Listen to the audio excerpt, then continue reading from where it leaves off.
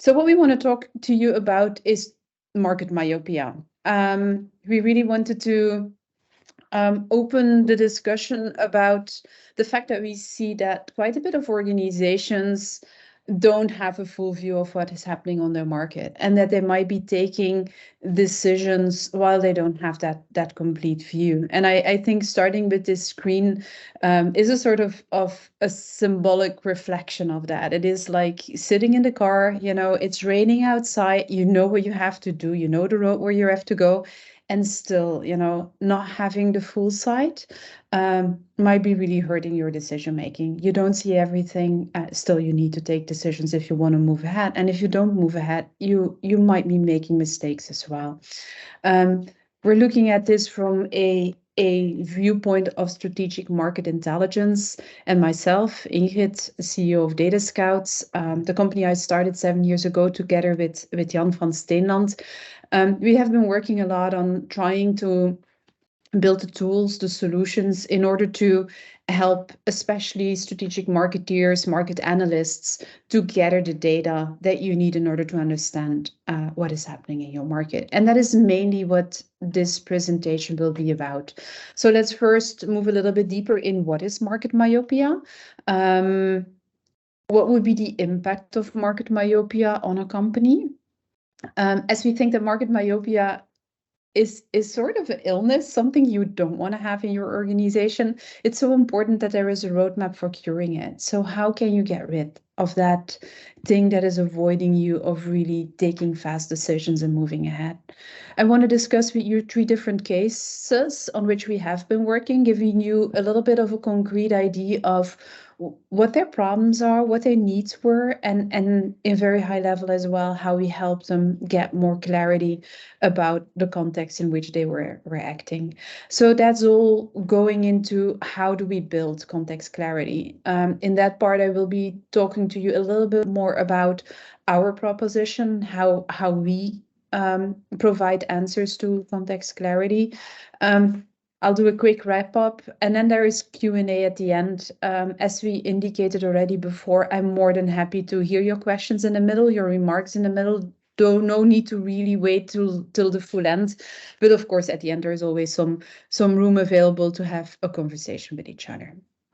So that's what I want to walk you through during the next 30 to 45 minutes. But let's first start off what is market myopia and trying to give it a definition. For us, when we look at it, it is all about the fact that we see businesses making wrong decisions or not making decisions at all because they're missing some key information about the market in which they are operating. So overall, the view they have, the landscape they see, is often too narrow, or it is very fragmented. Narrow because if you would talk with a company about who their competitors are, they only see competitors as the one that do exactly the same as they are doing. That's of course a definition of a competitor, but often that's not how a consumer would look at it. For a consumer, for a client, all substitutes of what you are offering that are providing the same result might be a competitor. So, I mean, I think the very well-known example, if I go to the zoo in the weekend with the kids, who is a competitor of the zoo in Antwerp? Well, everybody could think of other zoos in the environment, but in the end, it is everything that provides entertainment for a family on a Sunday afternoon. And that's what we really think is, be sure that your view that you have on your market is broad enough.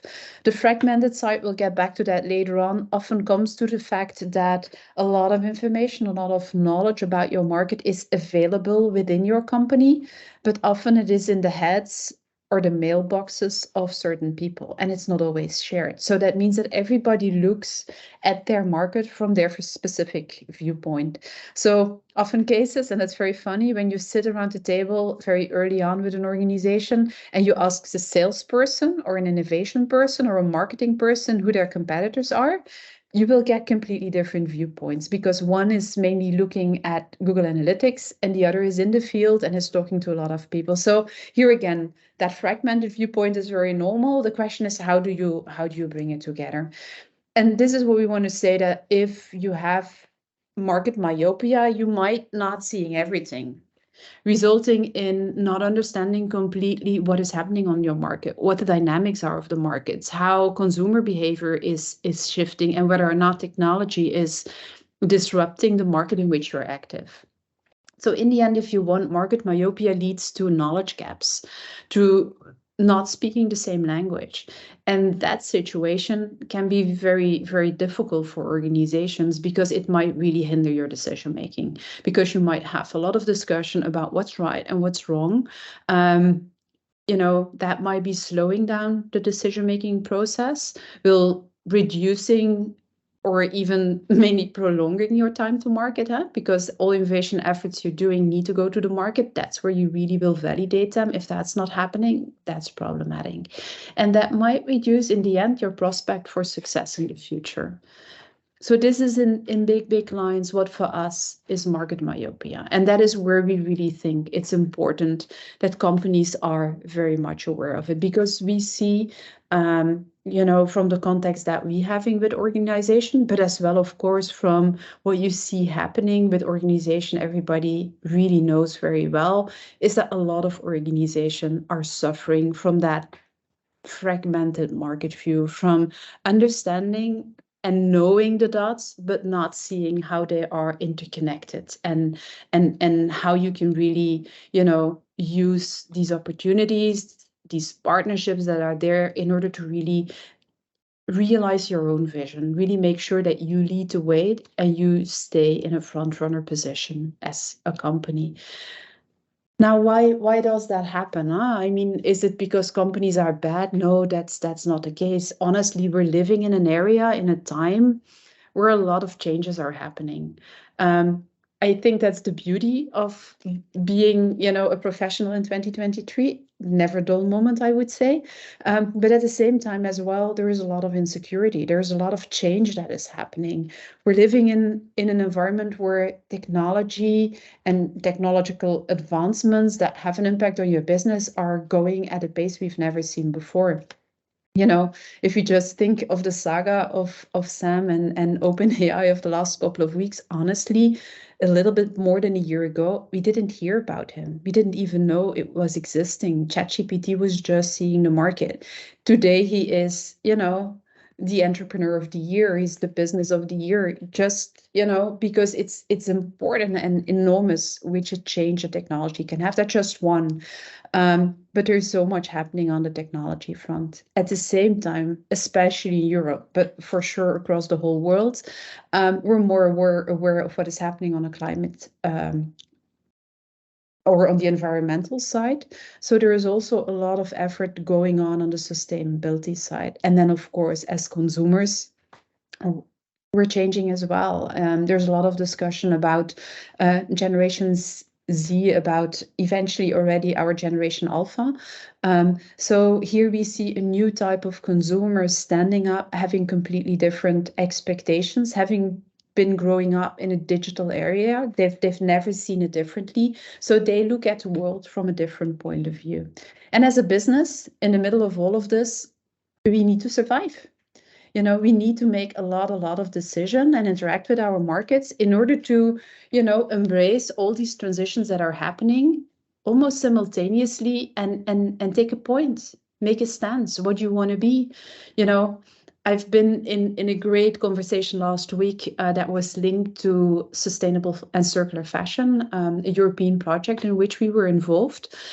And honestly, it was so interesting to see the different standpoints if we talk about fashion of the future, because it's an area in which there's a lot of SMEs, a lot of small, medium-sized companies with their very, very specific challenges, I would say, in really surviving, in getting funding for doing what they're doing. Getting funding for circularity is still not that obvious today, and especially in a fashion environment where there's a huge I would say, a habit of having 4 collections a year. So there is a quite high pace in order to move things forward. And then you have the movement towards zero waste, towards saying, hey, we really need to change the consumer. You don't need to wear something else in winter as you wear in summer. You can wear the same thing the whole year through, isn't it? And we don't need to make differences between gender, between men and women. And in whatever we're doing, we need to be sure as well that companies, suppliers in the South are able to follow. If we think about Bangladesh, if we think about India, so we cannot make Europe afford that wouldn't be accessible anymore for other people. So a lot of elements came up where we just wanted to have a conversation about how can I help an SME be successful in Europe around sustainable and circular fashion. And that's what I wanted to say. The challenges, the opportunities are huge because we're able today to look at it from a holistic point of view. And yeah, I would say our society has become worldwide. We live in a global environment that has a lot of challenges today. And that is what makes it very important for companies to capture all of this, to work with all of this, and to define their own identity, their own mission, their own vision within that changing environment. I'm not going to go into all the discussions that we see here, but the digital transformation, yes, we've gone a whole way. Huh? I think we started, talking and coaching companies in their digital transformation about 10, 15 years ago. I think we've gone a whole way today, but still there's a lot to go. Still, there's a lot of companies that are very at the early stages of this transformation. COVID has pushed us all a long way ahead of that. I just think that all of us are remotely sitting here together from across the world. There is no problem with that. But digital transformation is a given, and it will not stop. We're in the middle of an energy transition. It's directly linked to climate change, so I'm putting them together. But the energy industry, the fossil fuel industry, is seeing a huge disruption. We've all seen it coming. I remember me being in primary school, even I think talking about in 30 years there wouldn't be any oil anymore. Well, here we are. It's high time, and it's very interesting to see the powers that are playing on the market. Just think of the COP28, what happened, in the last couple of days and weeks, how everybody is taking a stance and is thinking about surviving as an organization. Some going the extra miles, other just to make sure that they fund that the situation remains the same. At the same time, and here I think more about a younger target audience that is really thinking and looking at the world and really have the feel that time is running out. We cannot continue doing what we're doing, but the question is, how do you stop? You cannot stop right away and change the whole system. So how do we make the change happen in a fast way, but at the same time as well, make sure that, we still survive this. So I think that's a very huge focus that is happening. I'm not going to go too much about the geopolitical shifts. There's a lot been happening in 2023. It started the year before with the Ukraine and the Russian war, but the whole situation in Palestine, has put some extra focus on it. We feel as well the power plays that are happening between China, the US, Russia. So here again, it will have an influence on choices that businesses will be making. And then the last part is more what I talked about before, the societal changes, the social demographic changes. We can look at it in a positive way, that we're living in a world that is much more inclusive and much more tolerant than it was ever before. And at the same time, the question is it really? Look at the Netherlands just voting for Wilders.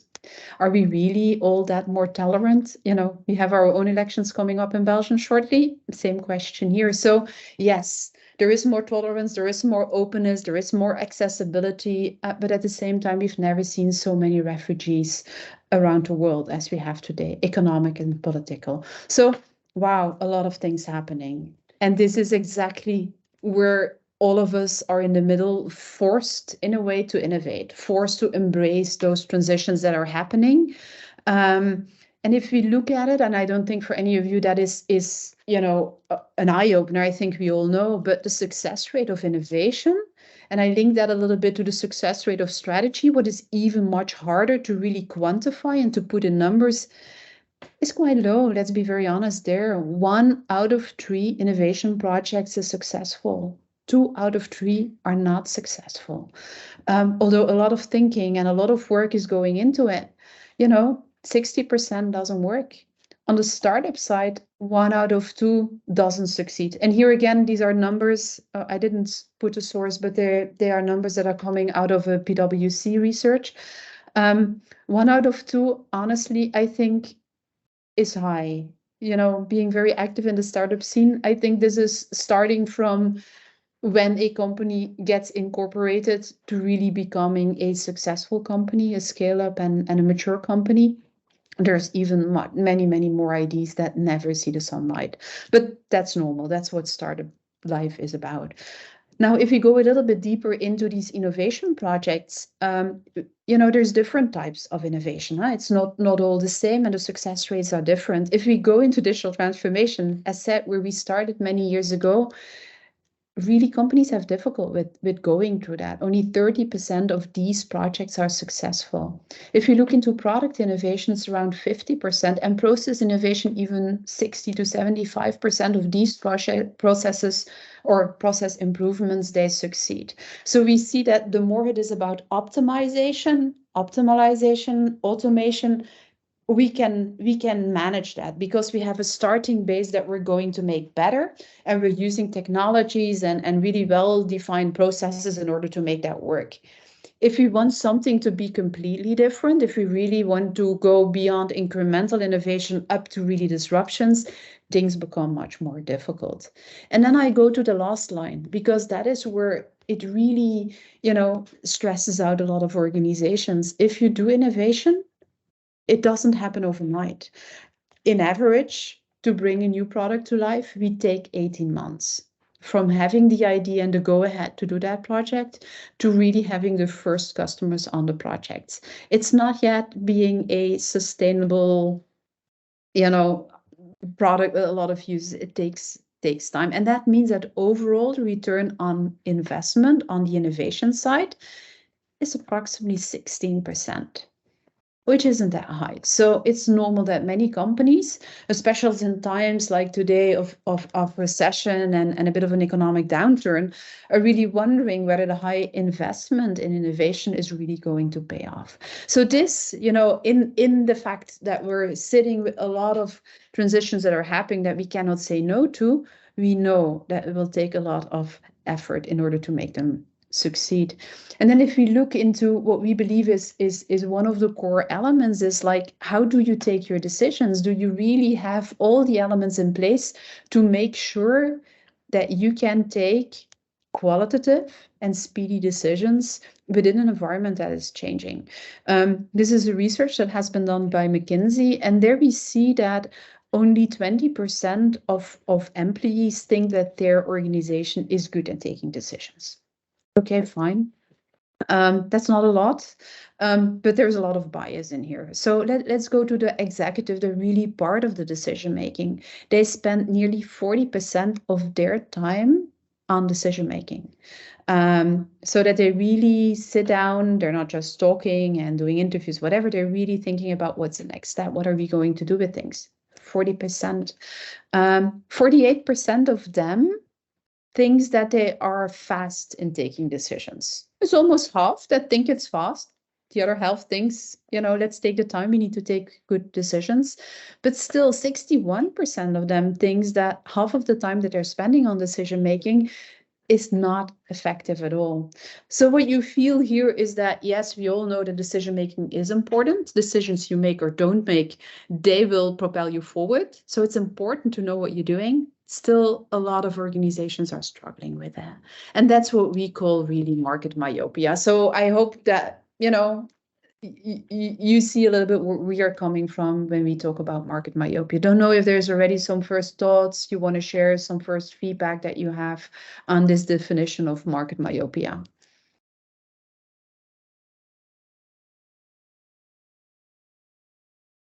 Okay. Well, if you agree on what market myopia is, this fragmented, narrow view of what is happening in the market, let's then look further in what are, what does it mean for a company? And let's start with the symptoms. How can you recognize that your company is eventually not having very much a complete view on what is happening in your market?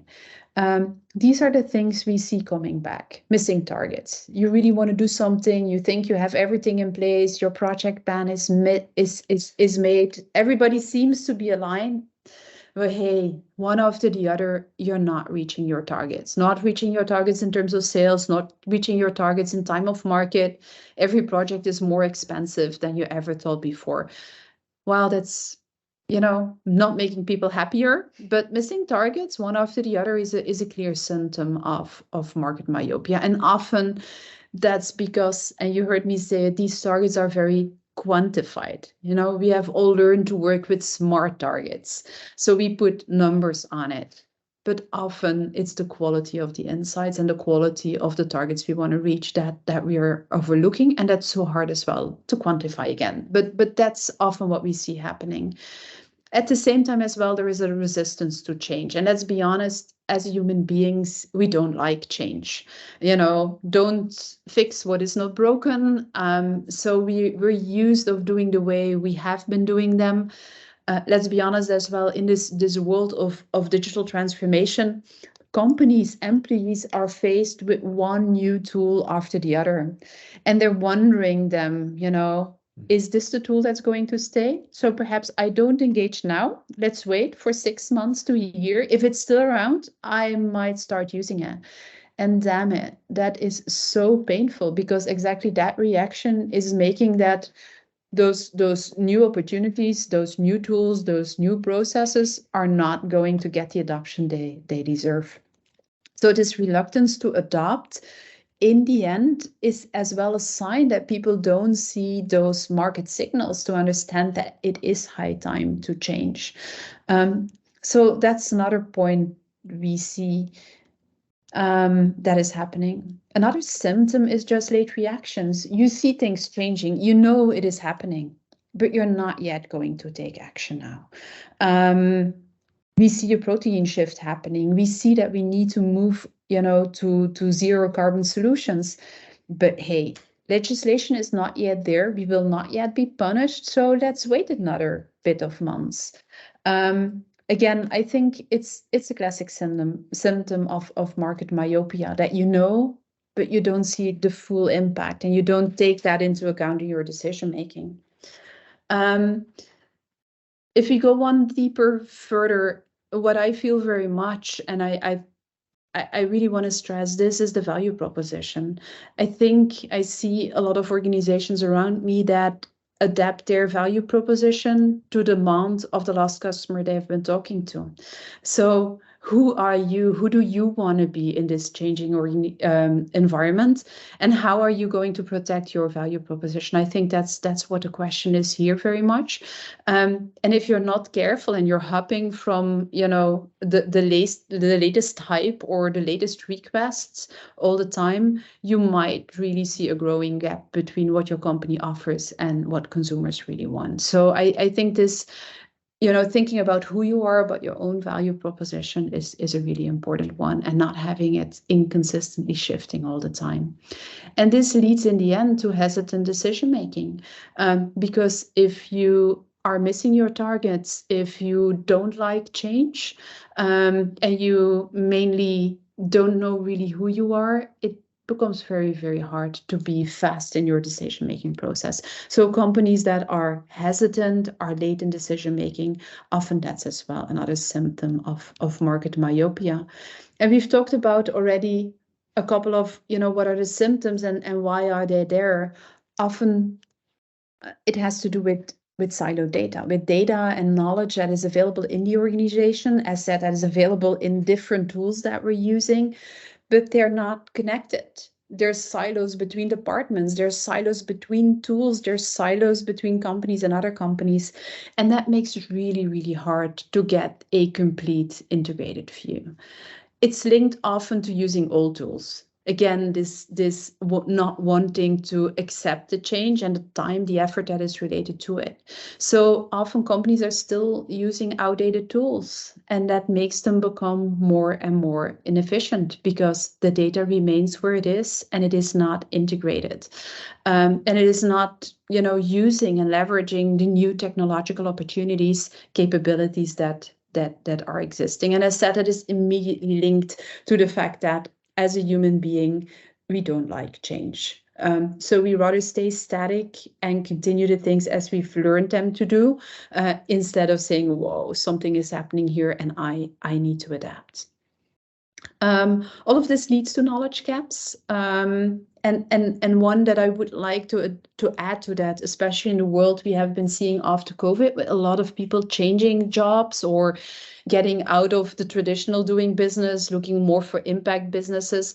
That makes it also very hard for companies to sort of, I would say, harness that information that is there, make sure that you integrate it within your company to make sure it is not depending of the one person that is working on it, but that essential information and insight is part of your business and your business processes.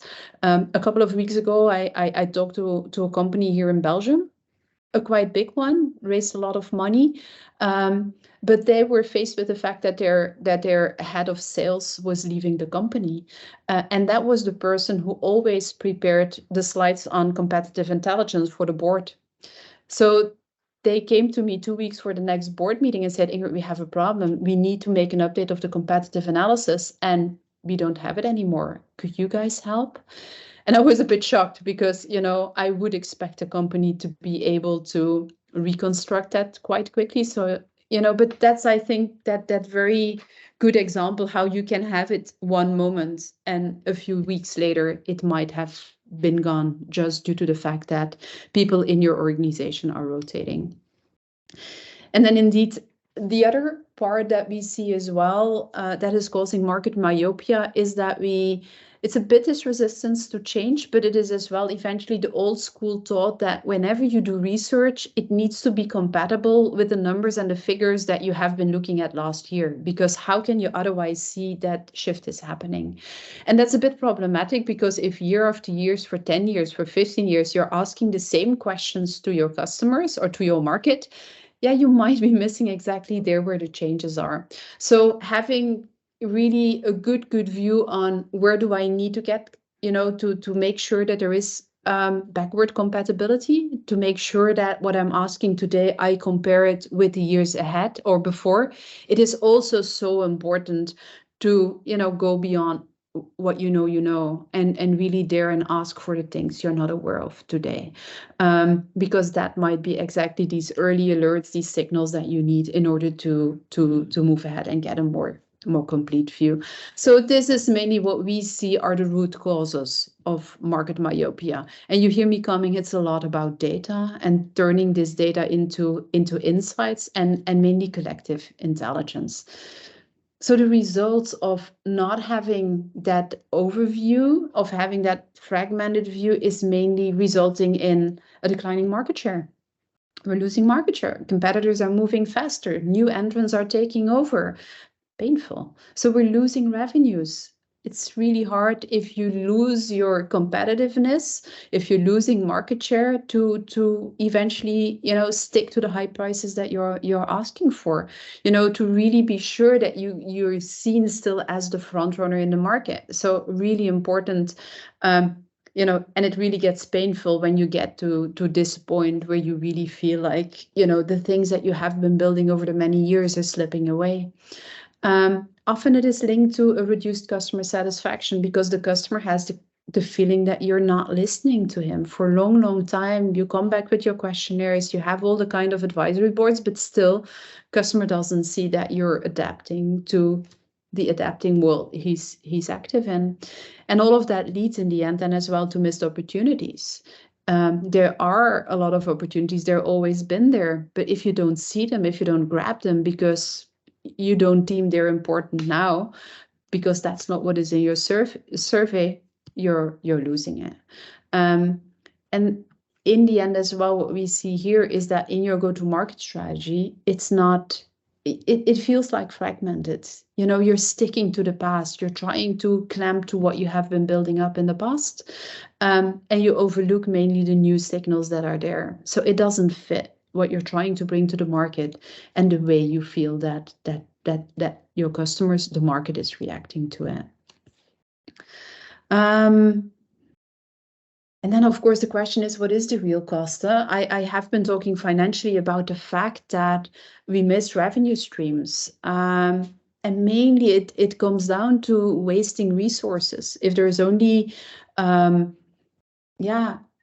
1 out of 3 innovation projects that succeeded, that means that 2 out of 3 didn't succeed. That is effort, that is people time, that's eventually investment in new materials and infrastructure that's going down the drain. So financially speaking, it's not only the top line where we're missing, it's mainly the bottom line that is worse, because we have been investing in new avenues that will not materialize.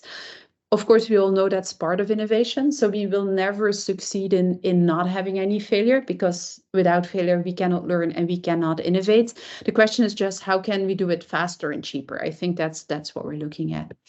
Then the other one, strategically, we feel as well that if your vision is really narrowed, if you are not listening to the signals that are there out in the market, you might just trying to catch up and stick to the success that you have had in the past.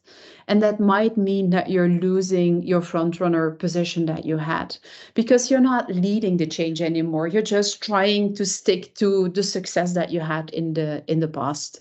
So it means you become reactive. You're not proactive. You're not the one that is the front runner that leads that change and that is inspiring people around you.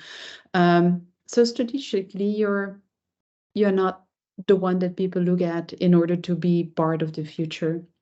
And then last but not least, operationally, we've seen what Market Myopia is doing. We see that there's knowledge gap. We see a lot of people that might be not willing to accept changes that are happening. So more and more we will see that if people are not aligned in the team, the teams start doing their own thing, that they start interpreting their own data sources, insights, and just stick together. And I think that you all know that, but there is nothing so inspiring as having, an enemy.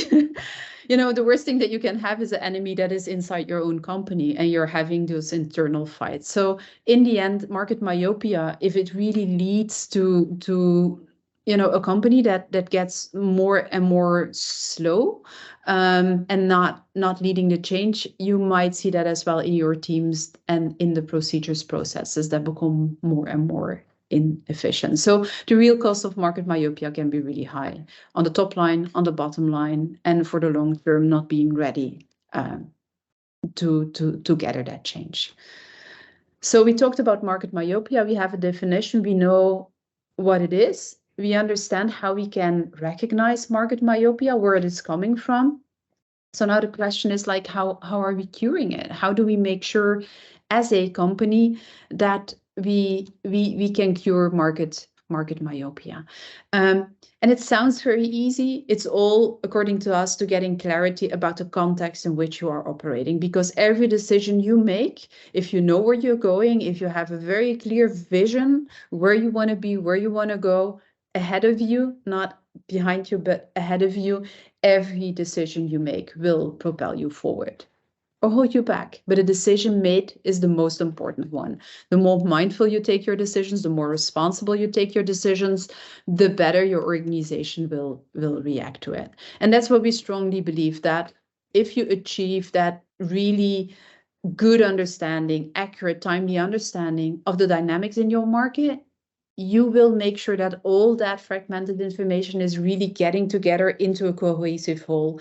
It's important to accept there is fragmented information, that everybody has his own view. The real thing is, how do you bring that together into collective intelligence so that the whole context gets a 360-degree view and everybody can really act on the full picture. That's, according to us, the way you can make as an organization better decisions, make them faster and more effective if you want. And that is how we believe that you can gain context clarity. I said it before, by building collective intelligence, bring your team together, foster unity, and make sure that everybody knows what's the direction, what's the goal, what are we working to, what's the vision we want to adhere to. So try to go away of that fragmented view. Let's make sure there is that cohesion and that collective understanding that is shared amongst all team members. Understand the dynamics of the market. The market is changing. There's a lot of things happening. So it's not enough just to read newsletters, to set up a Google alert or to ChatGPT something. I mean, that's all great tools and you really need that. But if you want your team to be aligned, if you really want to get context clarity within your market intelligence process, it is so important to foresee dialogue, to really challenge what we're seeing, to have these conversations with each other so that we can really decode what is happening. Everybody's point of view is a point of view, but it only becomes really valuable if it becomes integrated. And mainly by having those robust data sets, by having alignment on what we're seeing is happening in the market, that is where decisions can be made that are aligned both with the goals that you have as a company and that what is happening in the market. And you understand that once all of this is clear, whatever happens in the market, accepting the uncertainties that are there, that is where you are ready as an organization to react and to mitigate risks, because you have been playing to these scenarios of the future. And you really understand that when something is happening, there's different ways of reacting. And the more you have thought about those risks, the more you are prepared for those risks to happen, the faster you will be in taking a decision to act or just to wait. So that is mainly the results that context clarity can bring you, is don't just react, but really have a strategic plan forward and to make sure that you can go ahead, you stay ahead of the curve and you can react whatever is happening. I love to, compare that like with, I don't know if any of you loves the whole cycling business, huh?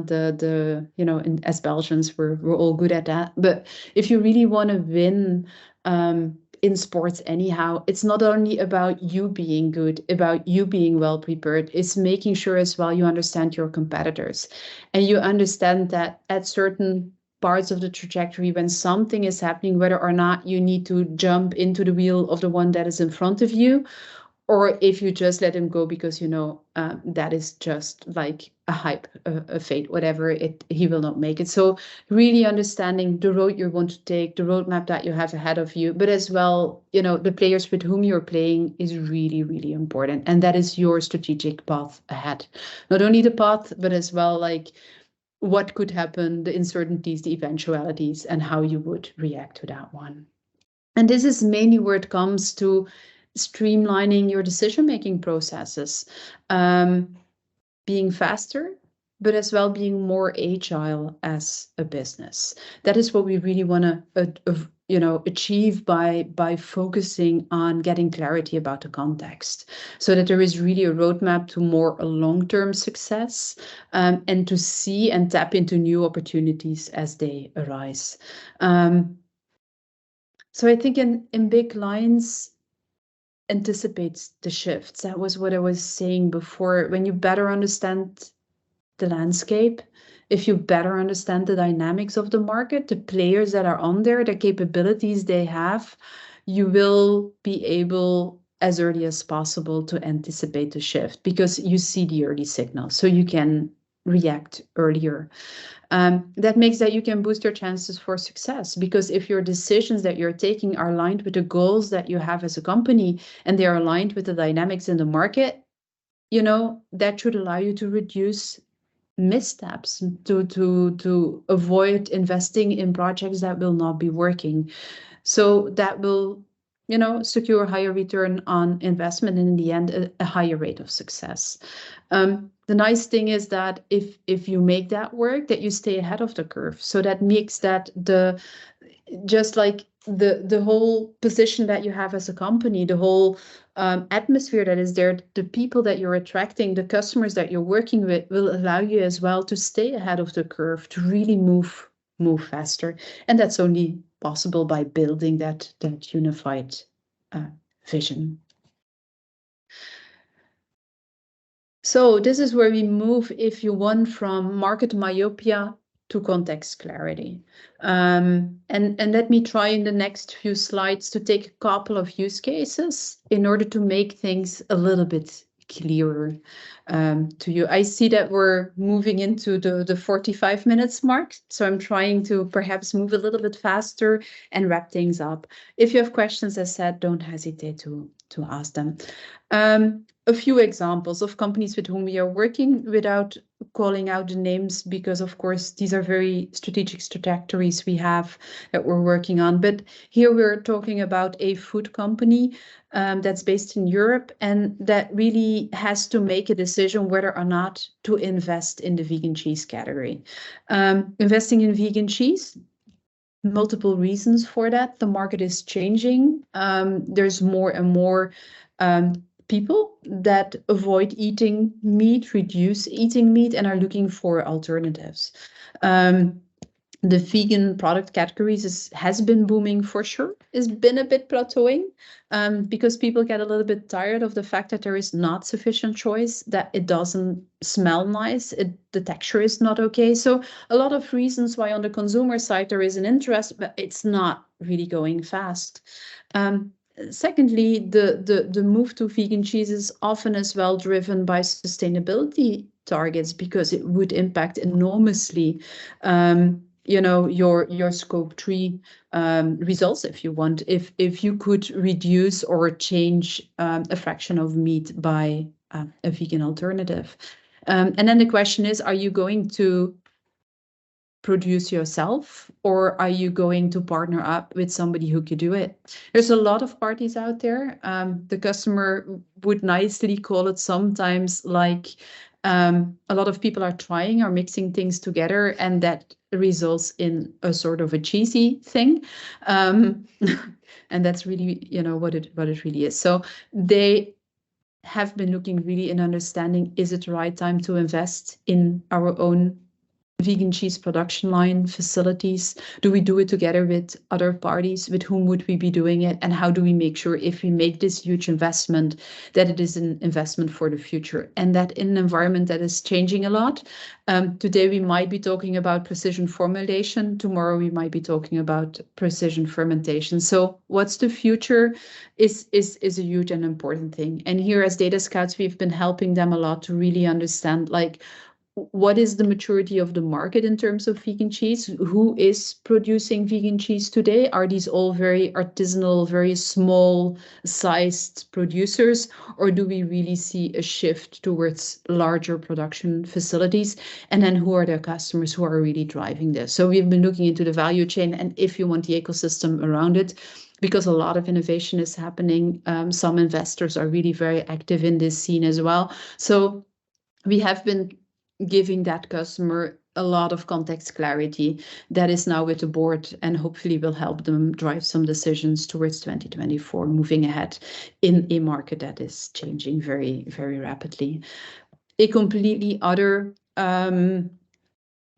question that came to us. We have a company that is specialized in the field of engineering, energy, and infrastructure. There's not so many, so you might be able to guess this one, but still they have noticed, and here I'm talking about 2 years ago already, that they were not the preferred partner for many of the green hydrogen projects that were being put in place. So they felt like, hey, we are missing one opportunity after the other. We are out there, our sales force has that as a priority. We know how much numbers we need to realize, but we are not getting them. What is happening? What's going wrong?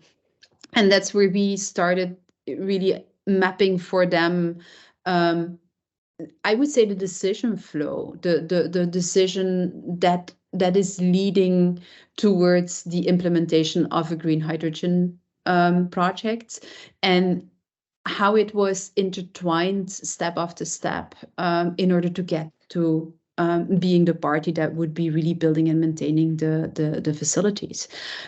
So I think here, we have gotten very positive feedback. Although they are very active on the market, they misinterpreted like the processes that were happening in order to build a consortia. And today, luckily, the tide has been changing for them, and they have been winning quite a few very interesting projects. So we talked about food and a production decision. We talked about really sales and business development and not missing business opportunities. Here we're at the other side of the world. We're working with a dairy company in New Zealand that, although perhaps New Zealand is not today a front runner on everything that has to do with sustainability, but due to their businesses that they're doing with Europe, it's really, really important as well that they start working on greenhouse gas emissions, mitigating them, reducing them as much as they can. Now, as we all know, New Zealand is a country with a lot of cattle, a lot of animals that are not housed but running around on the field. So how do you how do you go about reducing methane emission of cows, sheep, if you want, without having a real effect on the meat and the milk production of this cattle. And here what we've mainly been doing for them is providing them some clarity by mapping the academic landscape, who are the different academic institutions that are very actively working on this biotech, agri-tech environment, but as well giving them a global overview of the agri-tech solution providers. And not only this is the vaccine that you have to use, but these are mainly the components that if you bring them together, there could be a very interesting solution for your animals and for your farmers. So you see very different questions, often very much linked to a change that is happening in an industry, an innovation that is happening and is not, fitting into the normal processes that people are working with. Why do I call this market myopia? Because you would expect these companies to know, because these organizations, that's their core business. But sometimes because their view is too narrowed, because they're working together all the time with the same partners with whom they have used to work, and there might be a lot of prejudices why you would change or look for something else. That is where market myopia comes to place, and that is why decision making becomes so slow. And that is why indeed, like, opening up that view, going broader and looking what is happening around you is so important. So let me use those use cases to provide you some insights about how we as DataScouts would help you deliver context clarity. First of all, we believe that we live in a world where, yes, you can do market research the way we've been doing that for the last, I would say, 80 to 120 years. Luckily, we have found Google a few years ago that helped us search the internet faster. Still, it still is for many organizations and many people a very tedious work. So we strongly believe that AI can help you handle the grunt work, make that an analyst can really gather data faster and spend more of the time on the interpretation and the formulation of the strategy. So use AI-powered insights is part number one. Secondly, as we've been claiming before, integrate market analysis, get to a global, holistic market perspective, try to go out of the box. That's the nice thing of automating things, of using AI, that you can look broader. You can look at the things that you thought originally eventually wouldn't be the solution. But just by letting different options collide, I would say sometimes that's where the best solutions are coming from.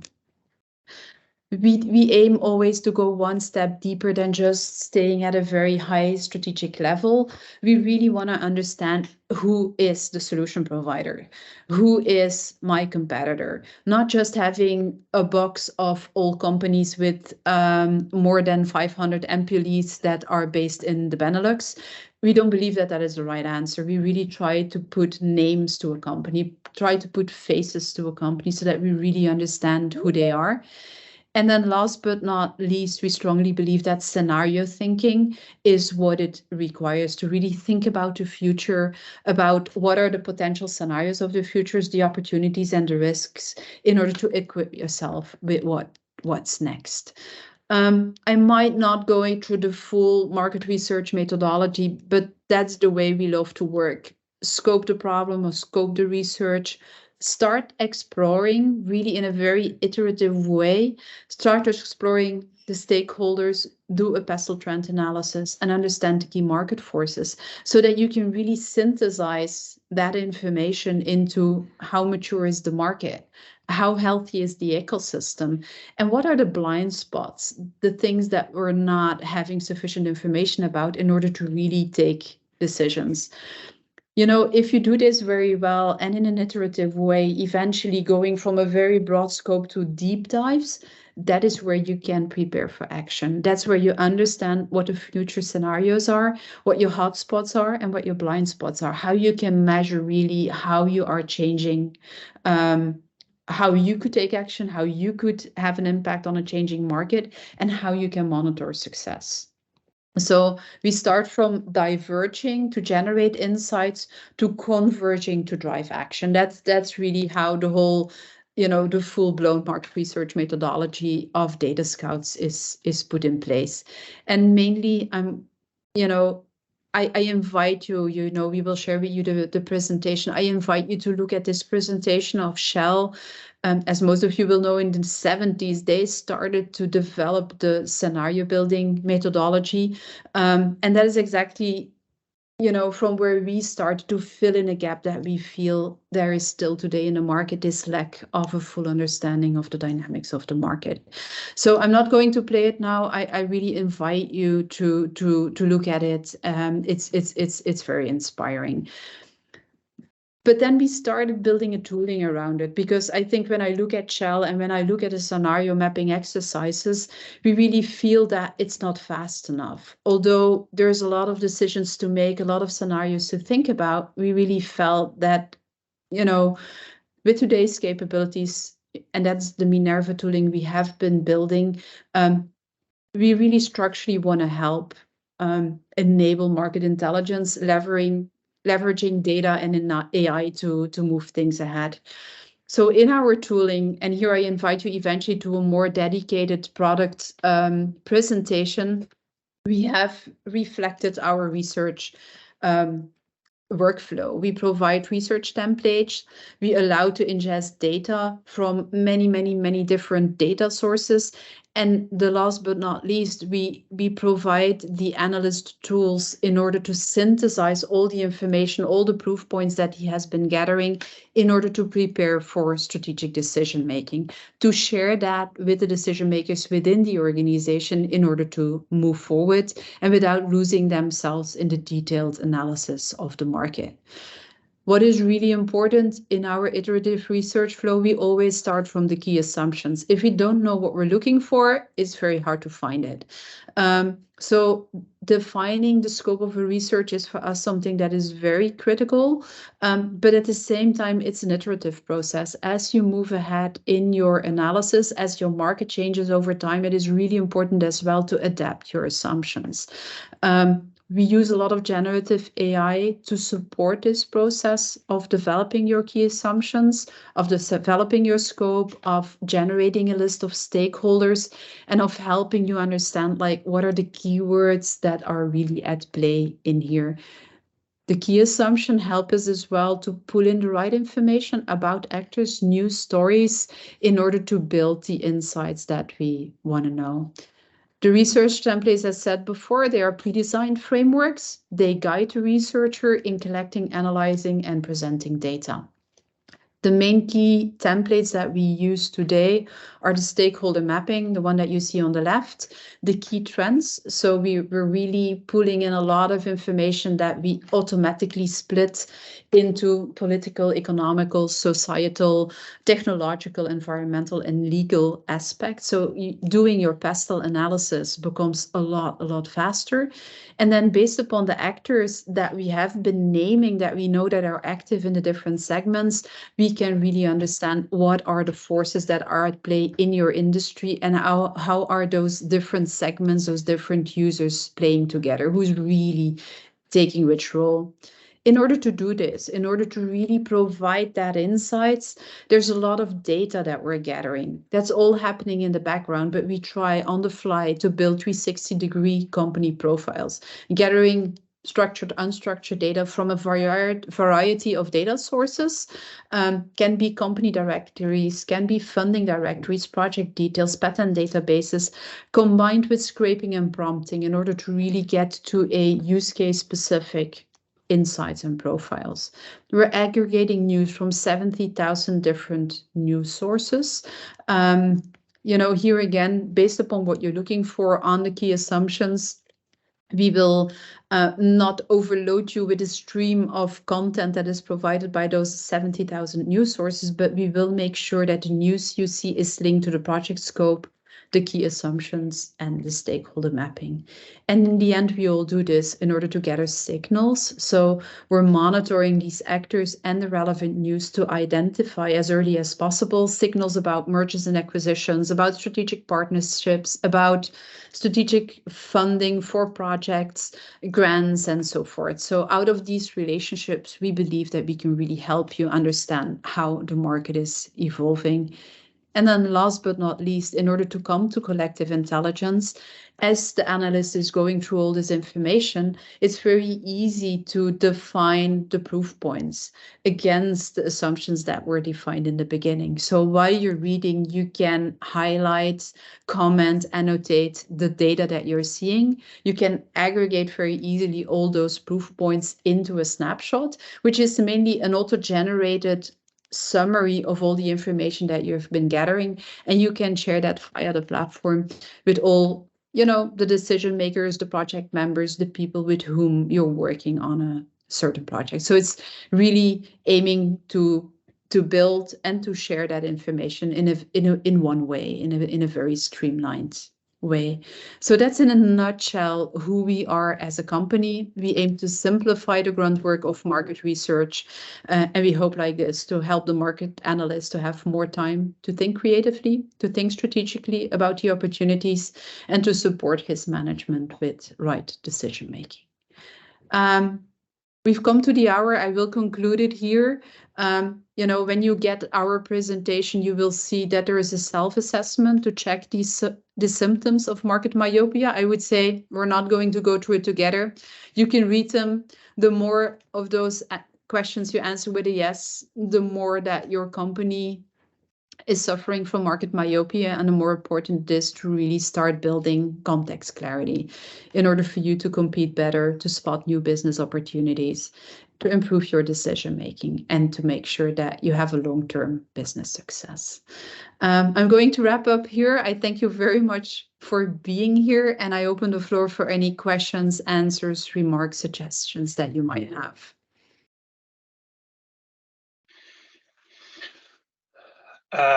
First of all, thank you, Ingrid, for a very in-deep story on market myopia. I heard a lot of triggers for me that I'll definitely take up with Tom in our ongoing conversations. Great. But one question maybe. Is there a sweet spot of companies that this solution would work for best? Because you would think that larger corporates with their business intelligence solutions would at least have some inclination of their market developments. But how do you see your solution fit into what they already might have in place versus the stuff that you are bringing to the market? Yeah, I think that's a very good question, Victor. What we have seen happening over the last couple of years is that indeed the sweet spot for us are the larger companies. I would not automatically say it are the multinationals like a P&G. I mean, it's a customer of ours as well, but it's a huge, it's a huge organization with a lot of processes. So implementing a tool as ours takes a lot of time. So the sweet spot for us are often companies that are international, multinational, but with a very strong headquarters that has indeed that capability of doing market intelligence and building it. Often, however, what we see is, yes, they have tools, but they're all struggling because none of these tools is giving them the efficiency that they need. They really feel very much that they're missing out on a lot of things. They get bombarded by management, people that go to conferences with information that they seem to be missing. And that's as well where we believe that the sweet spot is really those larger companies that are investing in innovation and that have their own market intelligence team. That is really where the sweet spot is. Because if you're all outsourcing it to consultants, I think people get very much use of getting reports that are pre-made. So here we feel that a transition has to be made. But it's for sure not the small startup around the corner. They need to focus, they know what they're doing. But it's often the companies that really feel like if they're not acting, they might be losing the position they have today. And then I think the other thing is linked to where transition is really pushing them to go. I mean, if you look in where the guidelines around sustainability are going to hit very fast, larger companies have to be reporting on their sustainability goals as of next year. That will be rolled out as we move ahead. So that is where a lot of need is today to think beyond the normal. Yeah, I agree. I think it's a nice. Some of the trigger words that stick to me are the holistic view, the system thinking, the synthesis. Yeah. It all points to helping companies look at a larger picture than just the data or just the reporting, and they need to look more and more outside. I've also remembered on seeing around the corners from Rita McGrath. If you listen to weak signals or the stuff that's underneath there somewhere, but you just can't really grasp it at the moment. And that's fine, because it takes a time before this inflection moment is happening and it really becomes a problem. But yeah, the earlier you start being aware that these signals are there, the earlier your organization can start thinking about it and start preparing for it. And I think it's what you say is this holistic thinking and that systemic thinking that is so important. But there, at the same time, there's a little bit the risk of going too broad. And I think that is all the time where the balance needs to be between focus, and I mean, in the end, we want to go to action. And I think that's what we always try to do in our projects and our conversation with customers. It's not analysis for the sake of analysis. Mm-hmm. We will not be able to predict the future. It will never be what we think today it will be. But if you chunk it down in bits and pieces and you look at it regularly and you grow awareness, we believe that that's the right way moving forward. Yeah. I think the assumptions might really help in putting the borders around what you're looking at, basically, before you think, I have to analyze the world. No, you just have to analyze. But it is the hardest, Victor, because everybody is used to go to Google to put in a word and to get 1 million of answers. That's the feeling everybody has. Yeah. But you're right. The assumptions are key. Yeah. Good. I hope it was not too long. Time took me longer than I thought it would be, but a lot to say.